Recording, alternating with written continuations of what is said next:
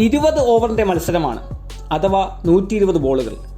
ഓരോ ബോളിലും 1 റൺ വന്നാലും 120 runs.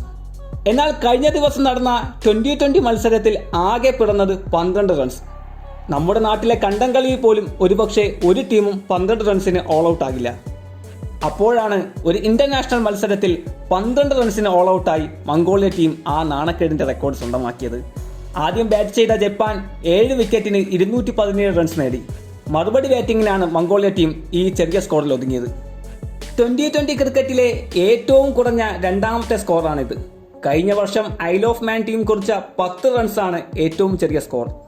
സ്പെയിനിനെതിരെയാണ് isle of മാൻ ചരിത്രത്തിലെ ഏറ്റവും ചെറിയ സ്കോറിൽ ഓൾ ഔട്ടായത്. 2020 മത്സരത്തിൽ ഏറ്റവും ഉയർന്ന സ്കോർ വഴങ്ങിയ ടീമും മംഗോളിയയാണ്. കഴിഞ്ഞ വർഷം നേപ്പാൾ 317 റൺസാണ് മംഗോളിയക്കെതിരെ നേടിയത്.